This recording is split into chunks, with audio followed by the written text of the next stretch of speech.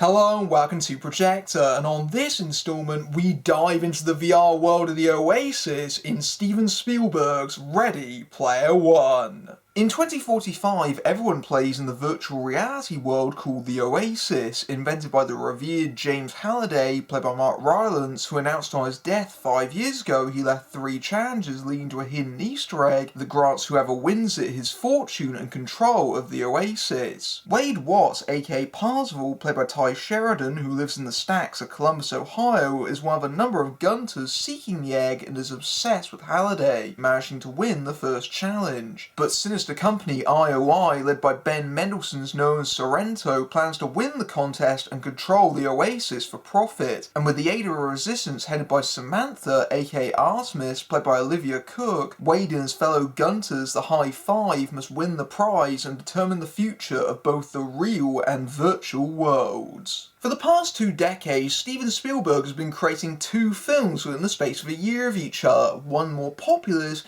and the other higher brow historical drama. Thus you have Jurassic Park in the same year as Schindler's List, War of the Worlds Munich, or the BFG Bridge of Spies. But even by Spielberg's standards, going from his recent Washington Papers movie The Post to Ready Player One is a pretty sizable gear shift. This, of course, being an adaptation of Ernest Cline's 2011 book of the same name, which he's co-adapted to the screen here. And while that book did win a number of awards and has its sizable fandom, it does have its detractors, and the criticism of the book has only advanced further ahead of the film adaptation. But if anyone could adapt the book to the screen, it's easily Steven Spielberg, who's created the likes of Indiana Jones and Jaws, which is largely credited as creating the summer blockbuster as we know it today. And even away from the director's chair, Spielberg has had his hands in a number of projects that people hold near and dear to their hearts. When you think of the likes of The Goonies, Gremlins, Men in Black, and Back to the Future. And so Spielberg is not just one of the most influential filmmakers, nay creators of our time. It seems very fitting and appropriate that he's making a film like this that is very much a commentary on the sort of fantasy genre that he himself is in large part responsible for and created back in the day.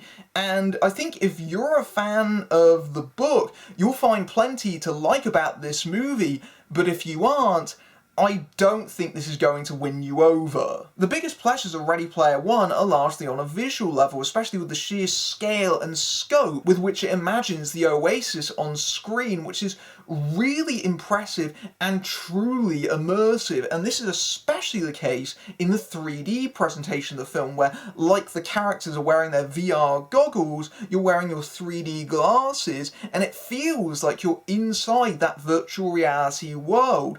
And you can especially see this in the way the film opens in its very earliest moments, where Spielberg takes you on a tour right through all these worlds in this swooping, continuous camera shot, and it's almost like information overload, which is very much what this film is on a lot of different fronts. But that swooping all throughout, it's very dizzying and almost induced vertigo in me, and it feels so much like you're a part of this world. And that's what Spielberg and his country of effects technicians have created, is a truly impressive environment that I think audiences will very much want to spend time in. And so when I compare this movie to Avatar, I do so on a number of different fronts, but it's very similar to the way that it's truly transporting, in the way that Cameron transported his audiences to Pandora. I think that for a certain set of people, this will be a world that they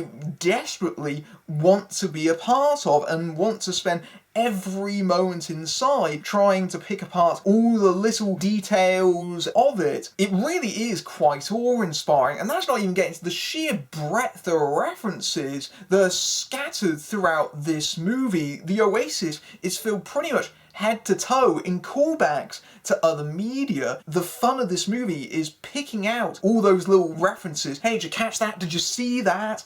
And I think people will like seeing their favourite characters briefly appear on screen, whether it be a character that only appears for a couple of frames and you blink and you'll miss them, to others that are more actively signposted, like Chucky from Child's Play. And I do have to admit, there was a part of me that was impressed at how deep they actually went, in that there's a marquee that says Jack Slater on it from Last Action Hero, or the fact that they actually name dropped Silent Running at one point. Those are far deeper cuts than I really anticipated. For the first 20 to 25 minutes of this movie, I think I was very much in the palm of its hand, especially with the first challenge where the various different Gunters race through this world, and it's very much a great action sequence that has so much going on in it. And I do think it comes to a certain point where the references are so constant that you're going to have to tune away from them, otherwise you're not going to see the forest for the trees, as it were. But this opening section of the movie very much shows that Spielberg is still a master at action on screen. However, for me, the problems of the movie really begin when the characters open their mouths, and I can pinpoint for you the exact moment I was violently pulled out of this film. It's fairly early on, where the characters of Parzival and Artemis are having a conversation about Halliday and his favourite things, and they bring up his favourite game, GoldenEye. He liked to play as Oddjob, and he liked to play in Slapper Mode. It's called Slapper Mode because there's no weapons, so you go around slapping people. Yeah, of course I know what Slapper Mode is. And it's at that moment that I just found it so very cringeworthy, because in my experience, people don't talk like that. And I know this sounds a bit rich, coming from someone who reviews movies on the internet and wears a Back to the Future t-shirt, but that's an element of fandom that I really don't like. I don't like the, well, I'm better than you because I know more than you. And there are elements of the book that have been criticised where there's whole passages where Wade is basically going, well, I'm the best there is because I've retained more pop culture minutiae than anyone else. I catalogue all this stuff, with no feeling for what they're actually about. And a lot of that has been lost in the translation from book to film, for obvious reasons, in the fact that it's a visual medium. It doesn't need to be so reliant on Wade's first-person narration, but those moments still manifest themselves from time to time. They're still baked into the material. The thing is, it's nice to have those little references that if people spot them, then that's great, but if they don't, you know, it's fine, you don't have to pick them up.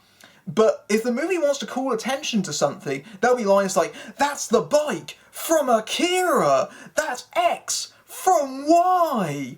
And the way I feel about that is, if you have to explain it, it really isn't that significant, and chances are the person that you're explaining it to simply doesn't care. And for me, a lot of it comes down to the quality of the referencing, in that it's not enough to invoke these things, you actually have to do something with them. A movie that I absolutely adore is the Lego Movie, which is filled with pop cultural memorabilia, but in that it actually had a sense of purpose, and they used them for jokes or to try and satirise how those characters are normally portrayed, like Batman, for example. And both the Lego Movie and Ready Player One are both heroes' journey narratives, and the Lego Movie extensively calls to the Matrix all the way through, but it does so very deliberately so that it can upend the entire concept of this lone hero that is the chosen one, whereas Ready Player One plays it very, very straight, and I don't feel it has a commentary on almost anything that it brings up, other than, hey, do you remember that thing? That's cool. I like that. That's cool. Do you like Buckaroo Banzai? Well, how about our main character wears Buckaroo Banzai's outfit? We'll like this movie if we bring up your favourite characters. There's a lot of that, it has to be said, all the way through the movie, and it just turned me off. And when it comes to the sheer amount of things in here, obviously Spielberg's not going to have a connection with all of them, and I think in some level it does feel a little bit impersonal. It does feel like on a creative front they include these things because, hey, people like them, we'll put that in there. And so when it comes to those references, I think there's a very definite difference between them and the ones that Spielberg is actually engaged with, which is usually references to his friends. It's then you feel the Spielberg touch, like his fellow filmmaker Robert Zemeckis. He gets name dropped because there's a Deus Ex Machina called the Zemeckis Cube that when it's activated, Alan Silvestri's score plays a couple of notes of his Back to the Future theme tune. Silvestri's score is easily one of the reasons why it does feel as Spielberg as it does, even though Silvestri didn't actually work on a lot of Spielberg's films directly, so much as a lot of Spielberg adjacent movies like Zemeckis' films as well. So that's a homage within a homage, but the moment that definitely shows this off is the second challenge, which is an extended tribute to Spielberg's late friend and mentor Stanley Kubrick. And without giving it away, this is easily the best section of the film, and it's at this point that you get the real kind of playful invention that you would really want to see out of Ready Player One. It's genuinely really enjoyable, but the movie only periodically comes to life like this, and this doesn't distract me from the fact that on a character level this movie is very weak, and this goes right to the heart of it, because Wade Watts is easily the blandest, least interesting main character that Spielberg has ever had in one of his movies. Sure, he gets a little backstory in that he's given this proto-superhero origin, that even his name sounds like a superhero character. His parents died when he was young, so he's orphaned, living with his aunt. His aunt goes out with an abusive boyfriend who strikes him on several occasions, but really that plays so little in the grand scheme of things that you'd be easily forgiven for forgetting it before the credits even roll. And on a motivational level, what exactly is Wade's other than the obvious wealth of finding the prize? And really, why does he go after the egg? There seems to be nothing really actually driving him towards it other than he's the main character and that's a thing that he wants to do. Pulling the first person perspective out of the movie for the most part really exposes how empty Wade is as a character, and he doesn't really do anything particularly interesting, and it's somewhat unfortunate because I don't really want to blame Ty Sheridan for the faults of the character, which a lot of it comes down to the writing. There's just simply nothing driving this character, and that's a big problem.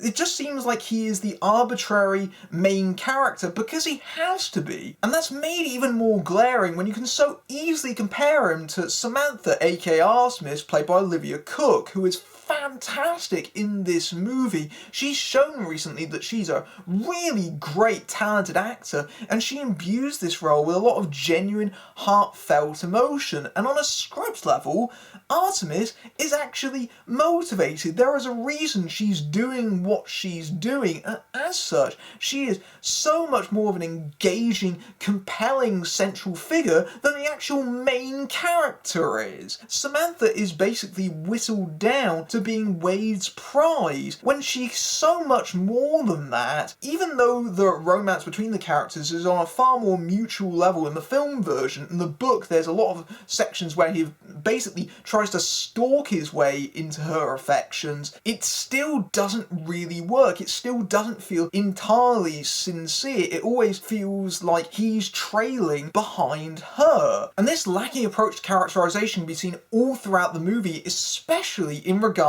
to its villains, which are so limp and ineffectual they don't pose a threat. Ben Mendelsohn is a brilliant actor, but there's only so much you can do with the stock villain role of a corporate stooge. There is a great gag in that character's introduction, in that they're planning to take over the view screens of Oasis users with ads. We can fill it up to 85% capacity without causing seizures. That feels like a timely commentary on microtransactions that are currently plaguing video gaming, but for the most part, he's so behind the other characters and so out of touch that he never feels like a legitimate danger. You never feel like he's actually going to win the prize at any point. And exacerbating this issue is his second in command is a fellow Oasis player called IROC, yes really, played by TJ Miller, who has a serious skull fetish. His body is shaped like a skull, one of his guns has a skull at the end of it. And that character is again wholly played for comedy, and it never feels like that character either is going to be particularly substantial, and he never is. He just feels like a buffoon. Both these characters are, and there's a lot of moments in this movie where they undermine what little threat they do manage to establish, and it makes the stakes of the movie feel very small and minor in the grand scheme of things. I guess what frustrated me is that there is a genuine wealth of possibility here, and the movie brings up a lot of concepts that it's simply not interested in investigating. For example, in Wade's opening narration, he brings up avatars and how people can change their appearance and their gender, which brings up ideas of gender fluidity and sexuality. If you're wondering, yes, there is a furry in this movie, but the only reason that they bring this up is to set up when Wade meets the High Five in person later on, they're not as he imagined them to be. His best friend in the Oasis is H, played by Lena Waithe, who is a woman playing in a male avatar.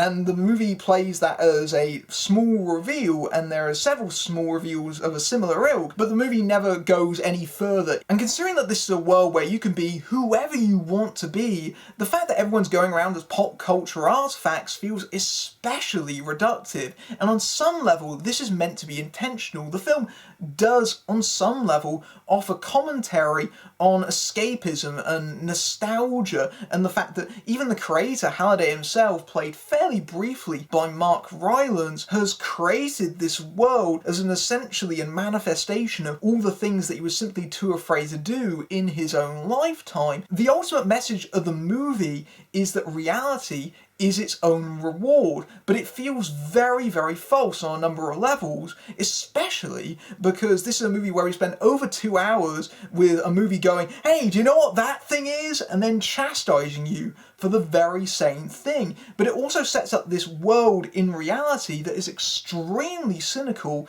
and played with overpopulation and wealth inequality that simply winning a video game does not address. Despite my substantial reservations about the film, which means I cannot give this a recommendation, if you are interested in seeing this in any way, go out and do it on the big screen. Ready Player One is a very cinematic experience and will very much benefit from that environment. It was tailor-made for it. I think if you go and see this on home video, on a small screen, or even on repeat viewings, I think the faults with it will become far more apparent. I wanted to like this movie, I'm clearly the target demographic for it, but I simply wanted more. At the end of the day, I feel that Ready Player One is a film that has a Funko Pop where its heart really should be. Ready Player One on a visual level is a sheer delight, creating a hugely expansive and breathtaking cinematic experience, especially in 3D, that is very much Spielberg's equivalent to Avatar, particularly given the extensive use of CGI and filled with endless references to be picked over. Unfortunately, that's a poor substitute for substance, and once the initial rush wears off, you'll quickly realise the movie is as hollow as an Easter egg, and it feels rather impersonal for Spielberg, although the film's best sequence is easily an extended tribute to a friend. The characterization is very thin, with Wade being a particularly uninteresting, undermotivated lead character, made even more apparent when Olivia Cooke's Samantha is considerably more engaging and compelling, and you wish the film was about her. There's some interesting ideas that are simply not developed in favour of more fawning over 80s pop culture, and while it's fun spotting all the nods, it also becomes wearying fairly quickly. If you like this review, then you can plug into my Patreon, where you can see my reviews early among other perks. But until next time, I'm Matthew Buck, fading out. Come